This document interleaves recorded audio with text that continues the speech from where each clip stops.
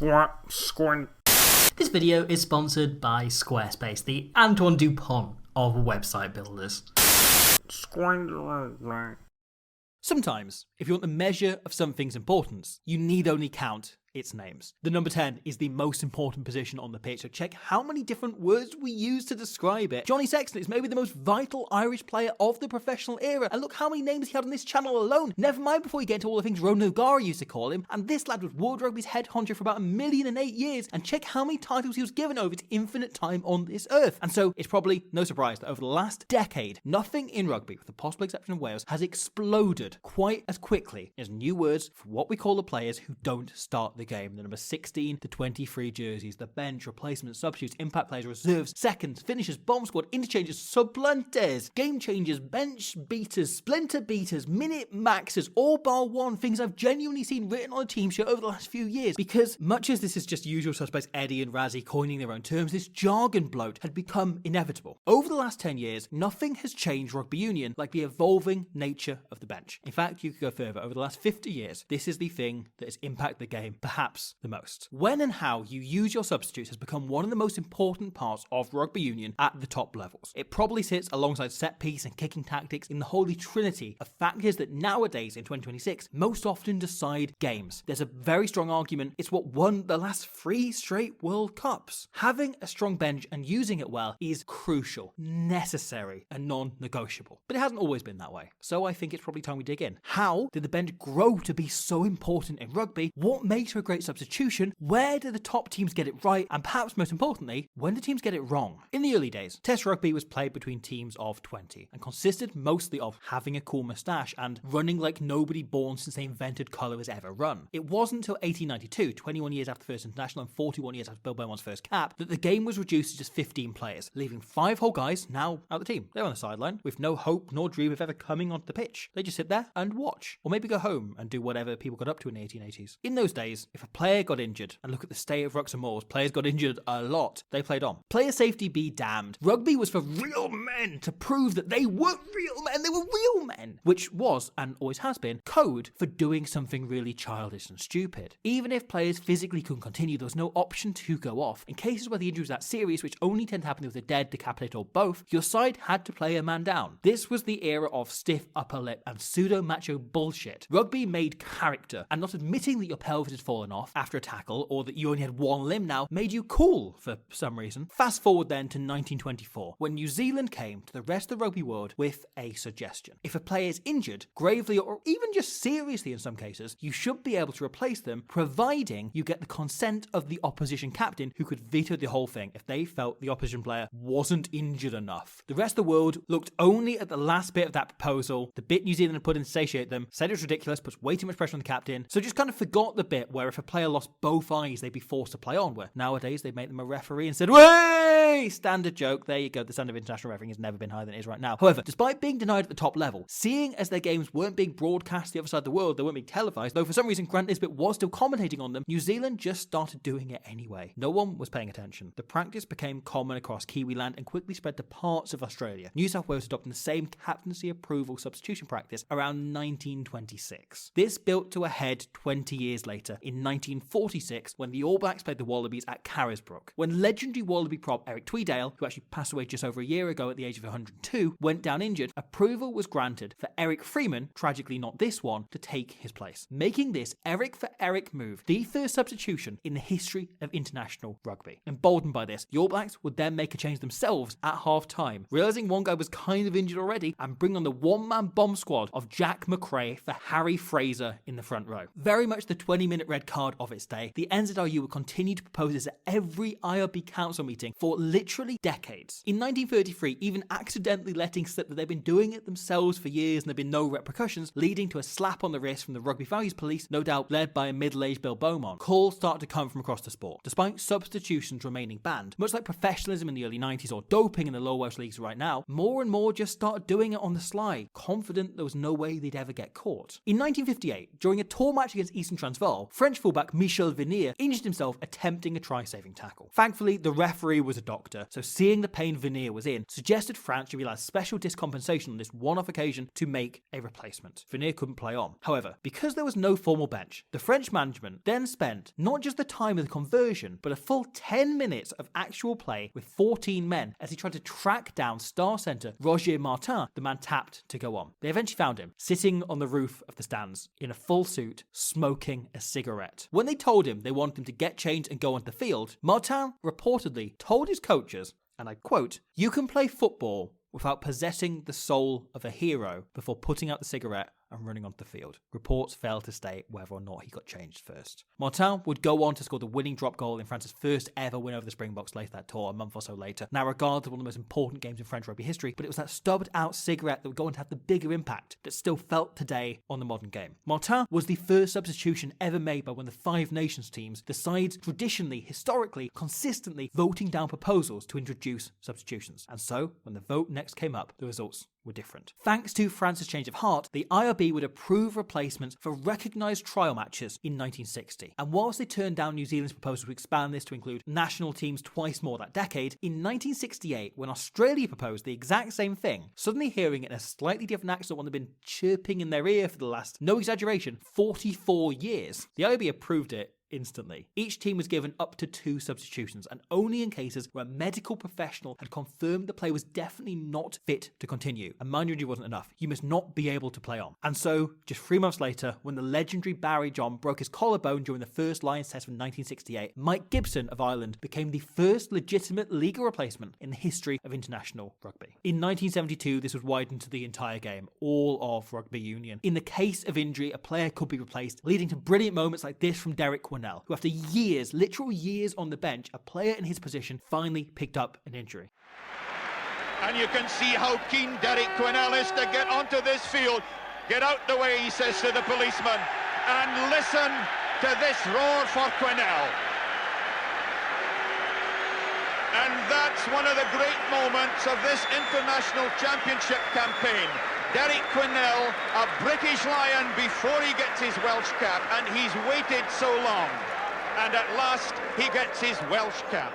Yet now, President of the Scarlets, Quinnell would have even more to celebrate down the line as he headed, just recently, to Squarespace. Desperate to build a club a new website, Quinnell himself fired up the world's easiest to use website builder, Squarespace, and in mere minutes was having a ball building a new website, able to start putting it together, finding it alarmingly easy to use, able to build squad pages, integrate Sam Costello's blog that he demands on writing, and add video highlights of them, say, losing the West Wales derby. And all of this in mere minutes, throwing it together, adding a store for people who want to buy a Scarlets jersey. And if your club, whether it's a struggling amateur side or just plays like one, needs a new website, or perhaps you need one for a different reason, you can head to the link in the description and use the offer code Squidge Rugby to save yourself at least one money. As rugby grew more physical and injury tolls swole, the number was increased first to 3 and then 4, then 5 for the 1995 World Cup, where the blood bin, a temporary substitution for bleeding players who could get stitched up then come back on, was also introduced as a reaction to the HIV/AIDS crisis. World Rugby later expanded this to include head injuries in 2015, 2 decades later, amid growing concerns around concussion, or more to the point, concussion lawsuits, allowing substituted players to return to the field if they passed a head injury assessment or HIA, which I'm sure you already know. Sorry for patronising you. That nugget was for Keith. Keith's from Wyoming. He's never watched rugby before, but his YouTube algorithm's just doing weird things tonight. Hi Keith, hope you're well. However, it was after that inaugural Bok World Cup that things truly started to get interesting. For in 1996, the IRB legalised the tactical substitution. Fittingly, the same year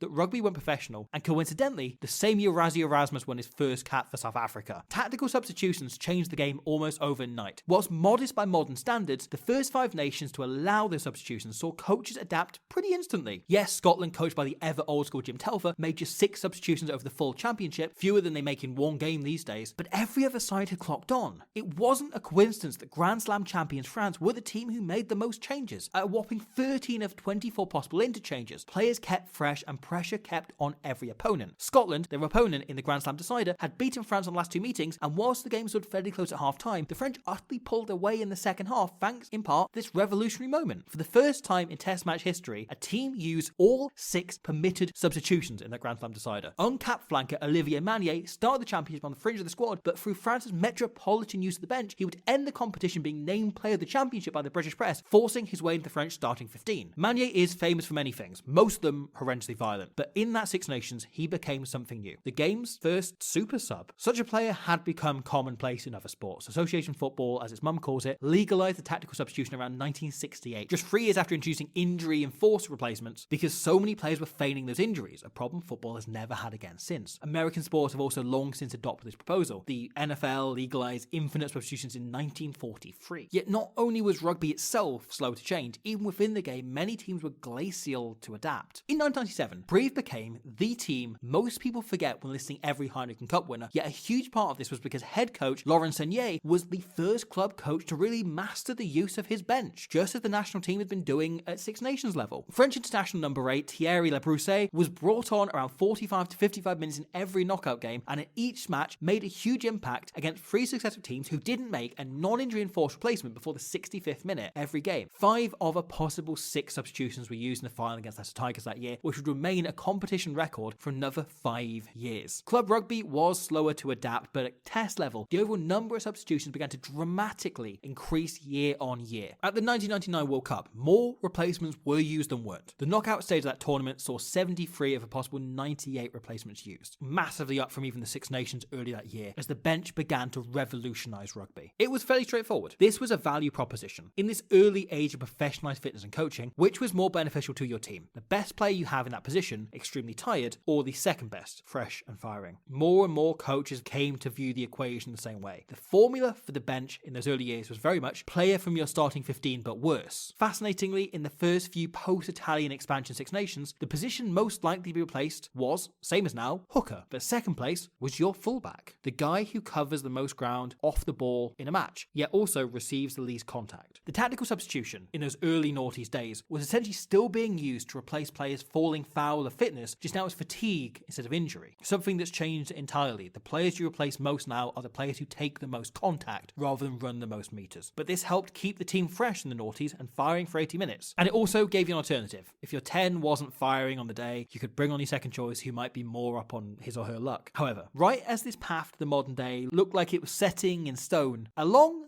came Clive. Former England coach Clive Woodward MBE was an utterly critical figure in the early professionalisation of rugby. He looked at a sport taking tiny steps and asked the right questions to move the game forward. Fitness, diet, even shirt texture was changed at his whims to build up endless 1% that helped dial England towards the ultimate goal of winning a World Cup, which I can't remember they ever did. Someone will have to remind me in the comments. The only problem was, one of those questions he asked happened to be, why are we bringing on so many substitutions? Clive's approach was simple. Unless a player was too tired to run, why would you replace them with a worse version? Just make the player fitter. Get them training fully. The best 15 players went at the starting team, and the bench was a fail-safe only. Woodward made just 10 of 21 possible substitutions in the knockout stage of their 2003 World Cup campaign, which I can't remember how that went. 4 were in extra time of the final, another 5 forwards brought off in the final 15 minutes of matches after emptying the tank. That left just one genuine actual tactical substitution, Mike Catt for Dan Luger in the quarter-final against Wales. Being ran off the feet by a fired-up Welsh side, Woodward brought on Catt at half-time to slow the game down and kick it more. More of a tactician than a running threat of Luger, and the plan worked. Wales ran out of steam, the game was won, obviously. I think they did alright that World Cup, I can't really remember. Someone will have to check and tell Kevin. Woodward's hesitance over the bench caused other coaches to think twice. For the first time, the number of subs being used went down. There were just 25 unused subs in the 99 knockouts, but 38 in 03. The Six Nations saw fewer used in 04 than 2000. The game settled into a pattern in Woodward's image. Your bench was your 16th to 23rd best players, or 22nd at the time. Worst versions of your starters. Changes were only made if players were out on their feet or a dire situation needed a big tactical shift, or if a player was having a mare. Warren Gatland, who took over as coach of Wales in 2007 and hasn't been heard of since, doubled down on this. His starting 15 was intended to see out the game. They'd be drilled in fitness in the week to make sure they could do so. During Wales's games against other Tier 1 nations during the infamous incredibly successful 2011 World Cup campaign, Wales made just 5 substitutions that weren't injury enforced. 3 of them were Bradley Davis coming on for Luke Charteris. This was the model the game was falling into. Your bench was an option, a luxury, something you could use if you had to, but wouldn't otherwise. And then Steve Hansen took over the All Blacks from Graham Henry. Rassie Erasmus gets a huge amount of very deserved credit, but I don't think enough people recognise the way Hansen single-handedly transformed how teams use their bench. From his first game game in charge against Ireland in 2012 to the World Cup final in 2015, New Zealand used 373 of a possible 379 substitutions. From their first game of 2016 to the bronze final in 2019, his last game in charge, he used 403 of a possible 404 replacements. The only unused sub was would-be debutant 10 Josh Ioane in an incredibly tight game against Los Pumas. Hansen saying he didn't want to bring him on because if some breakaway went Argentina's way, he didn't want Ioane to be the All Black 10 who lost to Argentina for the rest of his life. Instead, Richard Mo'unga, Beauden Barrett and Damien McKenzie shared that honour. Whilst working as an assistant under legendary coach with the same energy as your uncle who just learned the word woke this Christmas, Graham Henry, Hansen had been taught there are basically only really two main tasks to coaching a test team. Number one, build your game plan, and number two, find players who can run it. As such, developing depth became a huge part of his approach. The initial thinking was simple. Our game plan works. We know that we win pretty much every single game. So if we get everyone on the field, they get a taste of running it. They can trust themselves to do so next week then if our regular starter goes down. The cap count within the squad quickly grew as Hansen rotated enormously. Outside the World Cups, never naming the same 23 and only once the same starting 15 2 weeks in a row over his entire 8-year tenure. No 15 was ever second string, as every single game he mixed and matched new and old. Huge names on the bench and youngsters getting their first taste of the jersey, starting in the name of building this depth. Players forced to step up with a safety blanket waiting on the pine. This began as the ultimate exercise in luxury, but quickly got picked up by others around the globe. Most notably, this prick. Well,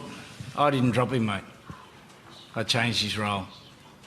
So I know you guys struggle with that, but he changed his role and it was brilliant. Maybe you guys have got to start reporting differently. Maybe you've got to stop reporting like you did 30 years ago. Come into the modern rugby. Join us.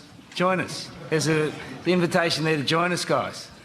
Rugby's changed. It's a 23-man game. Eddie Jones has always been obsessed with cap count, with giving as many players as many tastes of Test rugby as possible so nothing can surprise them by a World Cup. But perhaps his biggest influence was the one alluded to in that infamous interview with George Ford. His bench, his finishers, with Japan and then England, were carefully calibrated. Instead of weaker versions of the original starters, Eddie's approach was always to select players who would influence a match more in the last 20-30 minutes, right back from his days with Australia, and inject them into the match at critical moments. Because most teams weren't using their bench properly. Players in that era, up to just over a decade ago, tired enormously in the final quarter and matches got looser. There was more space, line speed slowed, games opened up. Eddie wasn't the only one doing this. Most teams had a flanker or scrum half who suited that more open last 20, wearing 20 or 21. But Jones was amongst a handful to min-max that tactic, as well as one of the first to adopt it, and in turn transforming the entire balance of his teams. The average ruck speed slows down in the final 20 minutes of games. That's a fact now, but it was even more evident a decade ago, as players with an extra yard's fatigue in their legs reach rucks a half second slower. So Jones would select, say, Mario Itoje or Courtney Laws at 6, a second row for more physical presence to tire the opposition out for 60, knowing a jackler such as Tom Wood or Chris Robshaw was coming off the bench fresh to attack those looser breakdowns. Or he'd start ball players Kyle Sinclair and Mako Venipola at prop for their work rate, then bring Dan Cole and Joe Marler on to attack the scrum in the later stages, as most oppositions do the opposite, giving a clear advantage at the set piece late on, which can swing a tight game. Perhaps most notably, however, was his use of George Ford in that 2019 World Cup. Utterly brilliant in the pool stage, and particularly a man-of-the-match performance against Argentina, something he's made a habit of doing, Jones then put him on the bench for the quarter-final against Australia. But as mentioned, as was very clear, he didn't drop him, mate. He just changed his role. Ford is one of the most versatile 10s out there, and where he'd run everything against Argentina, Jones allowed him to watch the game and build a feel for it. With England holding just a one-score lead when he came on, Ford emerged from the bench and kicked the lever off it, putting Australia into so much pressure they started making errors like this, trying to play out their own half. Anthony Watson sealing the win as he dived under the sticks. Jones's view was that rugby is a 23-man game. It was not 15. Selection was a tapestry to be woven based on who was most effective at various points. Rob Baxter with Exeter also deserves enormous similar credit for making similar but slighter innovations around the same time, particularly in the way he used his loose forwards. The tactical substitution has become the backbone of Test rugby, with the replacement limit increased to 8 in 2015 that meant the recent 26-match Autumn Nations series had a possible 376 substitutions available, and the various coaches involved used 370 of them. The previous year, the figure was identical. There were 6 unused substitutions over 21 games and hence 336 possible subs. However, the really interesting thing is, of those 12 unused lads, in the last 2 years' big Test crossover winners where everyone's playing, you don't have the selection of Six Nations Rugby Championship, whatever, even got half the teams, 11 of those 12 were halfbacks. Scotland's Kyle Rowe against Australia in 24 was the only exception. In the early days of tactical substitutions, your 9 and 10 were the super weapons. Where the forwards only replaced energy, your reserve halfback could come on and feasibly turn a challenging game. These were the most valued important early substitutions. However, over the more recent years, there's been something of a major shift. In the lead up to the We Keep Mentioning It 2019 World Cup, Springbok coach Johan Rassie Erasmus looked to perform a long overdue PR job on the bench bound. Whilst the moniker Bomb Squad would follow, it began with one simple sentence. He told his team in a meeting, "I'll never bring you off for having a bad game. If you drop a few passes or take some risks that don't come off, don't worry about it. The only reason I'd make a replacement is if you're knackered, if you've emptied the tank and you can't work anymore." This was all based on GPS data being tracked in a chip on the player's jersey, measuring how fast they're getting back off the floor, or re-engaging enough ruck, or making another tackle. The moment they slow down, they come off. He rebranded. In a Rassie team, the first player to be brought off is a badge of honour because it means they worked harder than anybody else that half. This worked well for the first year, but as that World Cup got closer, the brainwave came. Alongside conditioning coach Aled Walters, Erasmus began to recondition his players ahead of the World Cup. Sacrifices were always being made on power so props could last 80 minutes, but if perhaps he conditioned them to only last 50 minutes, some more power could be added on. And so the tactical substitution came to shape not just the game, but the players. Slowly but surely, this mantra expanded beyond just props to all forwards. The Bulk's infamous use of the 6-2 and then 7-1 bench, meaning any position where power, where strength was a requirement, could be built for an explosive hour rather than a full match, and then be replaced on the mark by someone equally powerful, but all the fresher, keeping the same level of physicality in those last 20 minutes where everyone else is starting to drop off. Slowly but surely, replacing your props around the 50-minute mark became a standard as every other team tried to adapt. They had to. It was that or get blown off the park every time the Springboks rolled into town, with the strongest set of forwards you had ever seen, because they weren't conditioned for fitness, they were conditioned to scrum. This in turn shaped their wider tactical game. If your props were conditioned only to bend over and push, you needed more mobile ball carriers, which had become increasingly common in the tighter position in the men's game, just as it always has been in the women's, to be found elsewhere. Your centres and back row would pick up the shifts the props were previously doing, those big units instead being used for front-up, disposable 1-inch carries only. The aforementioned Rob Baxter of Exeter was the finest thinker on this. His props used incredibly lightly across most of the field, but becoming the primary carriers once into the 22. They were conditioned for power, to wrestle an inch or so off everyone else at scrum time, so they looked the same on the try line, fighting for individual inches with borderline scrum technique in the carry, something that has since become incredibly common. Look at how Ireland used Porter, Bielam and Furlong, for example, near the opposition line. Changing your pack, thanks to Erasmus, has become not a luxury or a tactic, but a necessity. Bowen Venter at Edinburgh and Stephen Archer at Munster were the only two props in any major league last year to average 75 minutes or more per match. In 2019, the year Rassie's bullshit started to take off, over the 4 major pro leagues, there were 36 props averaging above that mark. It's come down to just 2. As such, seeing forwards go unchanged these days is extremely rare. It's become less and less a tactical edge and more staying in the fight. You need that level of dynamism and power over 80 minutes. Games in 2025 get much less loose in those closing stages as more and more teams opt to leave some of their best players on the bench so they can enter the game fresh late on, able to be on the field in the championship minutes at their best and most concentrating. Your job as a coach now is choosing when to deploy your guys rather than whether to use them. Erasmus,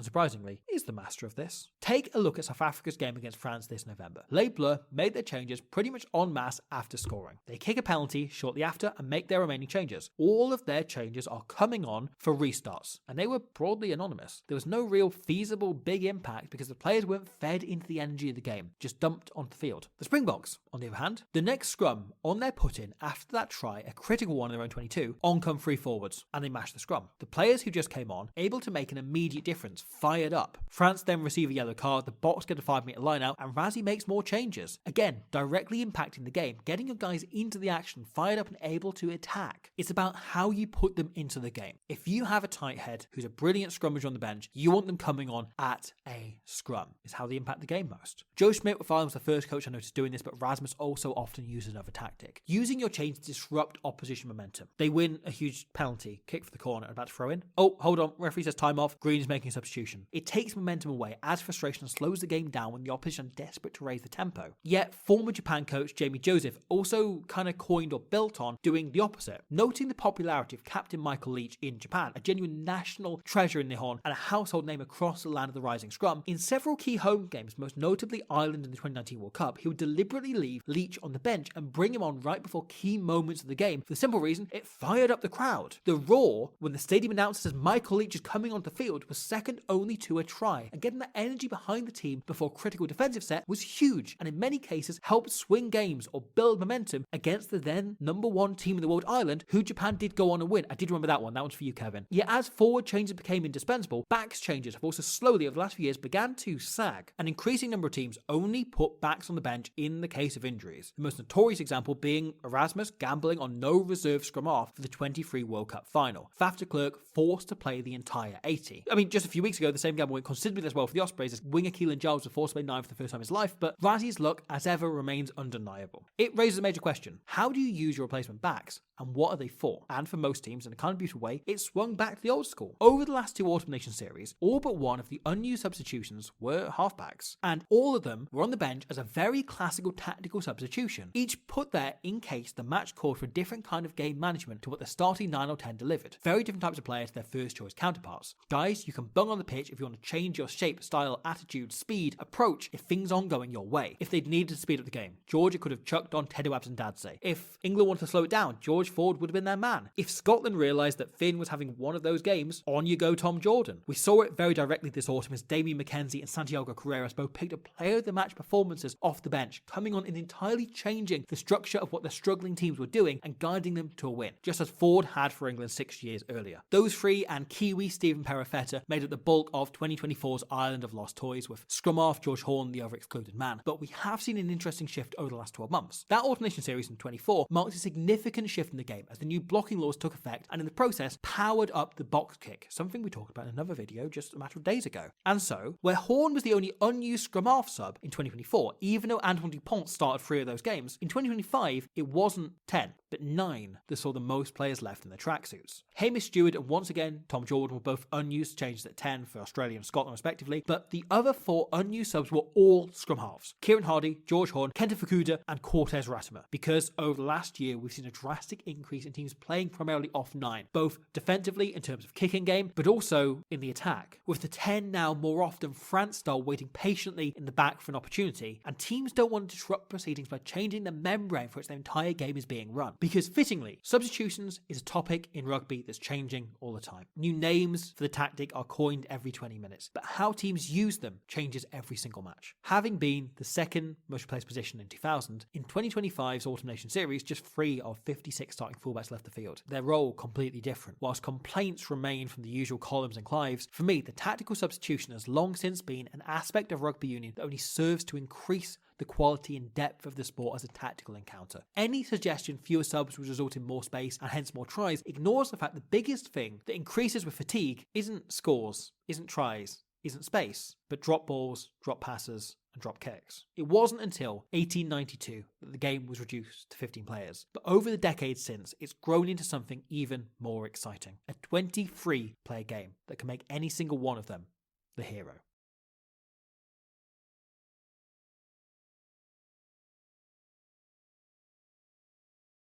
Thank you for watching that. I hope you enjoyed it. And if you want more stuff like this, please pick up a copy of So Rugby What's That. There's another one right behind me just here. There's 2 copies right here. It's available right now. So Rugby What's That.co.uk does ship internationally beyond that as well. It'll be in bookshops in the UK in a few weeks' time, sometime in February. Should start appearing in the wild. There's loads of deep dives into various topics about the game, the history, the same sort of thing as you've seen in the substitutions. If you fancy more of this, please have a look at what went on in line-outs with the brilliant artwork of the wonderful Ferry Gal, who's incredible, who's so good. On sale now, please have a look. And also thank you so much to everyone that said such lovely things since the last video went out on Sunday. It's honestly meant a lot. So many people reached out, so many people have said lovely things. I've been making a point of reading through as many of the comments as possible, and I want to try and read through everything, because so many people said just wonderful, lovely things, and it really means a lot. I don't quite know how to express any further than that, but yeah, this is the start of a new way of us working, focus on quality over quantity above anything else. There's plenty of stuff going on the second channel, more Squidge Rugby, but in the meantime, if you have any other comments, questions or concerns, then please send them to your local MP, and I will be here in the meantime to talk instead about rugby. That brings the half-time score: New Zealand 13, Australia 8. It has been fast and bright football, and with another test match still to be played, the visit of the Aussies makes a grand climax to our first post-war season.